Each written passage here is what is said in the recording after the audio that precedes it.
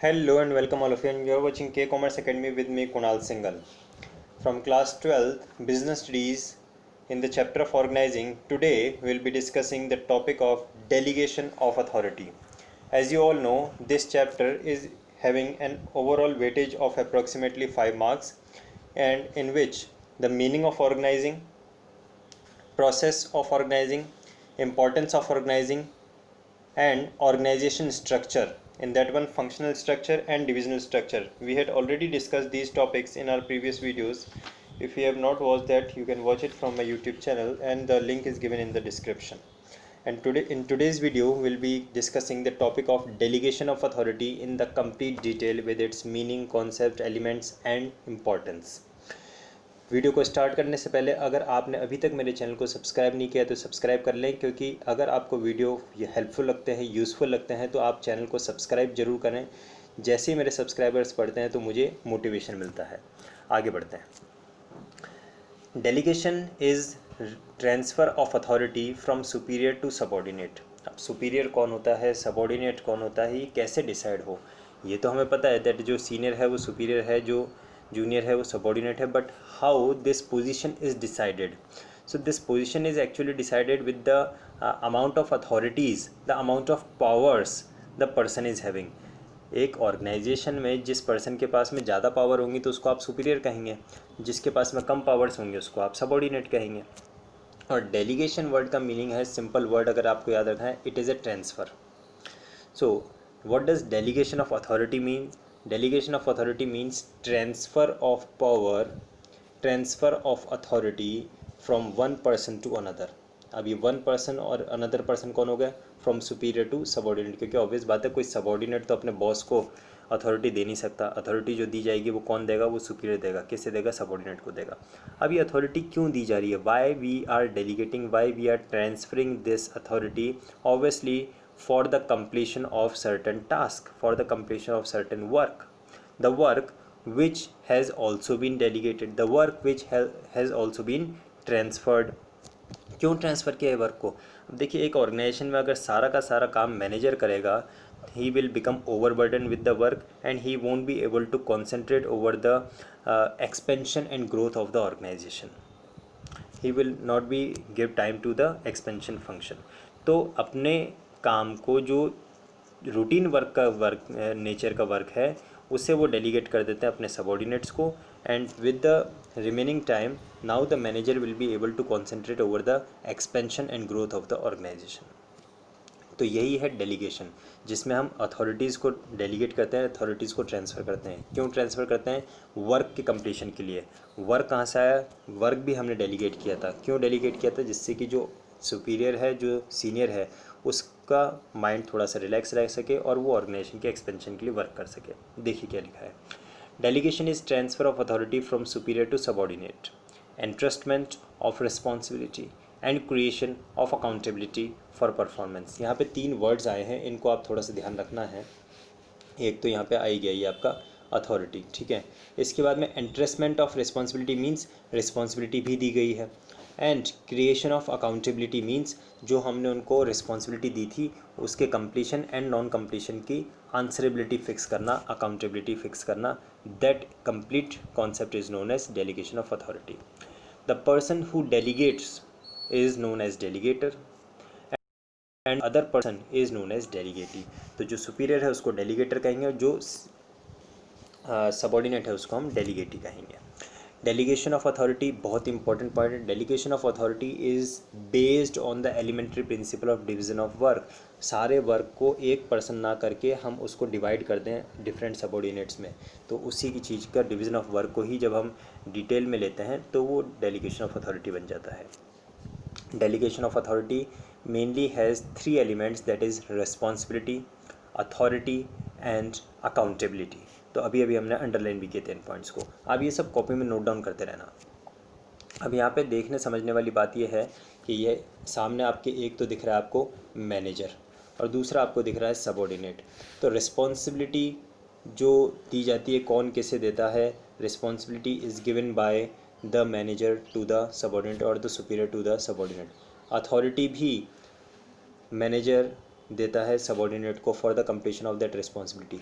but accountability, subordinates have an accountability, subordinate have an answerability towards the superior. तो ये आपको थोड़ा सा डायग्राम को समझना है, that authority and responsibilities are transferred from manager to subordinate, from the superior to subordinate, but so far as the things concerned to accountability cannot be delegated, accountability cannot be transferred, accountability ultimately remains with the superior only. The responsibility can be transferred, the authority can be transferred, but accountability ultimately remains with the superior only. Let us move further. Now ये जो 3 terms हमने discuss किए हैं, the elements of delegation of authority, इन्हीं का हम detail लेना है. Authority refers to the right of an individual और the power of an individual to command his subordinates and to take action within the scope of his position. जो भी उस person की पोजीशन है, चाहे वो सेल्स मैनेजर है, marketing manager है, फाइनेंस मैनेजर है, वो अपनी पोजीशन के बेसिस पे अपने सबॉर्डिनेट्स को कमांड करने का जो उसका राइट है या जो उसकी पावर है, उसी को हम बोलते हैं authority. Authority originates by the virtue of individuals position. Obviously जैसी उसकी पोजीशन होगी उसके अकॉर्डिंगली उसकी अथॉरिटीज़ होंगी, पावर्स होंगी. Authority flows from top to bottom. बहुत ही इंपॉर्टेंट पॉइंट है, याद रखिएगा, that authority flows from top to bottom. इसका मीनिंग क्या है टॉप टू बॉटम का? दैट जो सुपीरियर है वो अथॉरिटीज़ देता है सबॉर्डिनेट को. जो सुपीरियर है ही will give authorities to the subordinate. कभी भी ऐसा नहीं होगा कि subordinate will give the authority superior, ऐसा हो ही नहीं सकता. The superior will give the authority to subordinate, या फिर कह सकते हैं टॉप लेवल मैनेजमेंट पे अथॉरिटीज़ सबसे हाईएस्ट होंगी, आफ्टर दैट मिडिल लेवल पे उससे कम होंगी, लोअर लेवल मैनेजमेंट पे अथॉरिटीज़ और भी कम हो जाएंगी. तो क्या हो रहा है, ये it flows from top to bottom, कम होती जा रही है जैसे नीचे चल रहे हैं. The superior has authorities over the subordinate. Subordinate से ज़्यादा अथॉरिटीज़ सुपीरियर की होगी. रिस्पॉन्सिबिलिटी का क्या मीनिंग है? रिस्पॉन्सिबिलिटी के लिए माइंड में अपने वर्ड याद रखिए, ड्यूटीज़ और the task assigned. Responsibility is the obligation of an individual to carry out the assigned duty. तो ये आपको रिस्पॉन्सिबिलिटी का मीनिंग समझ में आ गया कि कोई भी जो वर्क असाइन हुआ है उसको कंप्लीट करना है, ये हमारी रिस्पॉन्सिबिलिटी होती है, और उस वर्क को कंप्लीट करने के लिए हमें अथॉरिटीज़ भी ट्रांसफ़र हुई हैं.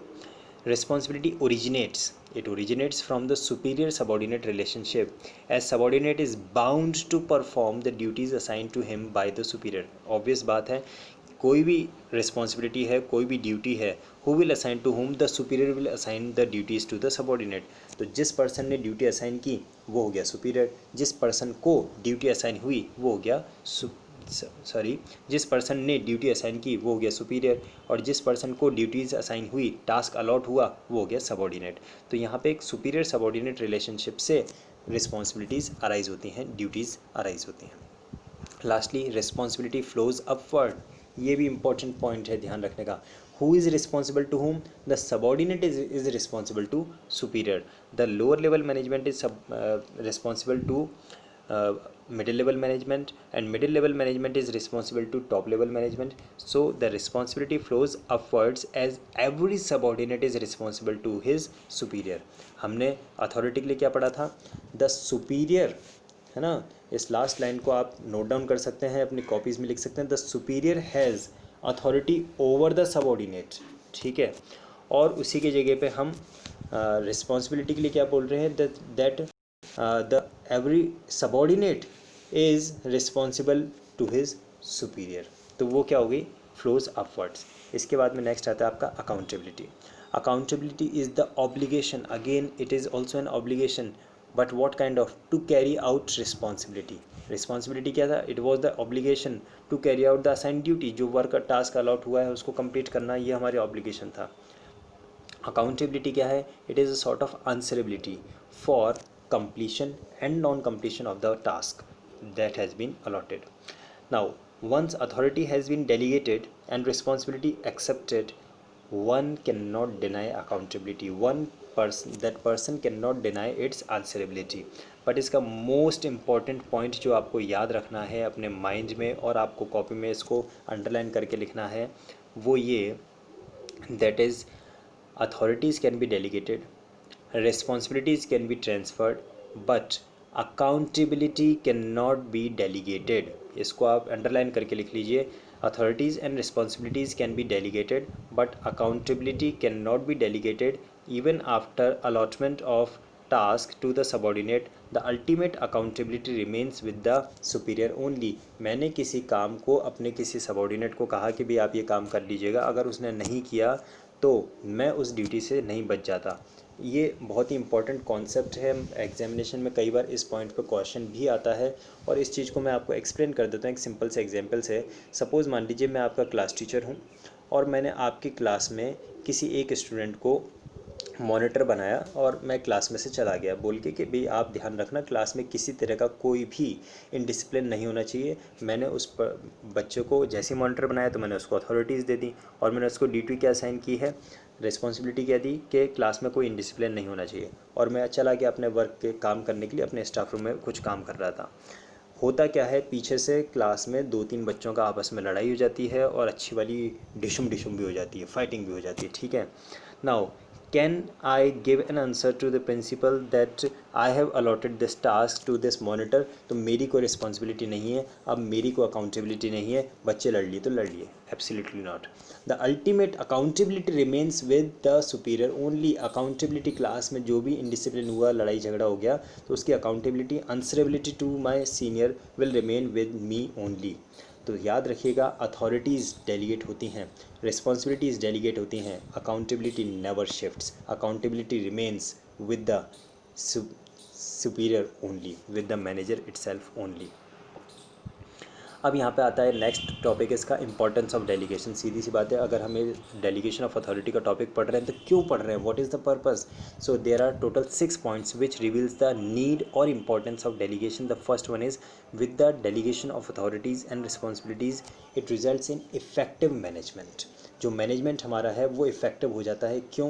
क्योंकि जो मैनेजर है वो over burden of the work से रिलीव हो जाता है और रूटीन वर्क उसने अपने सबॉर्डिनेट को दे दिया। Now the manager will be able to concentrate over the more challenging and more important work of expansion of the organisation. तो हमारा जो मैनेजमेंट होता है वो इफेक्टिव हो जाता है। इसके बाद में एम्प्लॉय डेवलपमेंट, ये तो होना ही है, क्योंकि मैंने जिस वर्क को अपने सबॉर्डिनेट को डेलीगेट किया है, ट्रांसफ़र किया है, तो अब उसके लिए वो न्यू काइंड ऑफ वर्क है और उस चैलेंजिंग वर्क को परफॉर्म करते करते अपनी एफिशिएंसी को इम्प्रूव कर लेगा, अपनी स्किल्स को इम्प्रूव कर लेगा, अपने टैलेंट को इम्प्रूव कर लेगा। So it will result in the employ development also. Third point आता है मोटिवेशन ऑफ एम्प्लॉयज़। अभी अभी मैंने जो आपका एग्जांपल दिया था, मैंने 50 स्टूडेंट्स की क्लास है, उसमें से एक बच्चे को उठा के मॉनिटर बना दिया, यानी मैंने उसको अथॉरिटी दे दी। I have delegated some authority, in absence of me you will take care of the whole class, you are having the work and you are having the authority. Now that monitor will feel the motivated और not. अगर आपको आपके class का monitor बना दिया जाए तो क्या आप मोटिवेटेड फील करेंगे कि नहीं, कि सर ने पूरी क्लास में से मुझे अकेले को चूज़ किया। सिमिलर थिंग कि हम जब भी किसी को अथॉरिटीज़ एंड रिस्पॉन्सिबिलिटीज़ डेलीगेट करते हैं, that employ will feel motivated. Now facilitation of growth, fourth point of importance is it facilitate और इन ग्रोथ। सिंपल सी बात है, एक तो मैंने आपको ये बताया कि वर्क जैसे ही डेलीगेट कर दिया मैनेजर ने, अब मैनेजर अपने एक्सपेंशन प्लान्स पे कंसंट्रेट कर पाएगा। और उसके अलावा जब भी वर्क डेलीगेट किया जाता है किसी भी सबॉर्डिनेट को, तो वो सबॉर्डिनेट उस वर्क को सीखने की कोशिश करता है। वो हो सकता है ट्रेनिंग की ज़रूरत हो तो ऑर्गेनाइजेशन उसकी ट्रेनिंग के लिए भी अरेंजमेंट करेगा, और नए चैलेंजिंग वर्क को करते करते उसकी एफिशिएंसी इंप्रूव हो जाती है। So all these situations helps in the growth of the employees as well as organization. Fifth point of importance is it is the base of management hierarchy. What does word hierarchy mean? Hierarchy means एक जो sequence होता है superior subordinate का, that is सबसे पहले top level management, उसके under में middle level management, उसके अंडर में लोअर लेवल मैनेजमेंट, सबसे ऊपर सीईओ, उसके अंडर में जनरल मैनेजर, उसके अंडर में मार्केटिंग मैनेजर, उसके अंडर में सेल्समैन। तो ये क्या होता है, ये हायरार्की होता है। ये कैसे डिसाइड होता है? जिस पर्सन के पास में ज़्यादा रिस्पॉन्सिबिलिटीज़ हैं, जिस पर्सन के पास में हाईएस्ट अथॉरिटीज़ हैं वो हो गया सुपीरियर, जिसके पास में कम अथॉरिटीज़ हैं वो हो गया सबॉर्डिनेट। तो जहाँ पे डेलीगेशन ऑफ अथॉरिटी होता है, जहाँ पे सुपीरियर सबॉर्डिनेट रिलेशनशिप इस्टेब्लिश होता है, क्रिएट होता है, वहाँ पे बेसिस ऑफ मैनेजमेंट हायरार्की भी क्रिएट हो जाता है, इस्टेब्लिश हो जाता है। And the last one that is better coordination. जहाँ पे हर पर्सन को टास्क अलॉटेड है, उसे ये पता है कि मुझे क्या वर्क परफॉर्म करना है, और उसे ये भी क्लैरिटी है माइंड में that who is my superior, who is my subordinate, who is accountable to me and to whom I am accountable, जहाँ पर्सन के माइंड में उसकी जॉब पोजीशन, उसका वर्क पोजीशन, वर्क प्रोफाइल पूरी तरह से क्लियरिटी है, तो फिर हर एम्प्लॉय के बीच में और हर डिपार्टमेंट के बीच में कोऑर्डिनेशन ऑटोमेटिकली इस्टेब्लिश हो जाएगा, better performance, better coordination automatically appear हो जाएगा। These were the 6 points of importance of delegation. कोई भी कन्फ्यूजन लगता है तो आप मेंशन कर सकते हैं उसे कमेंट में। अब एक सिंपल सा क्वेश्चन मैं आपसे पूछ रहा हूँ, कमेंट में आपको इस क्वेश्चन का आंसर लिखना है। What do you mean by span of management? What do you mean by span of management? You have to answer it in the comment box. अगर आपको वीडियो यूज़फुल लगा है तो चैनल को ज़रूर से सब्सक्राइब करें और वीडियो को लाइक भी करें। Thank you.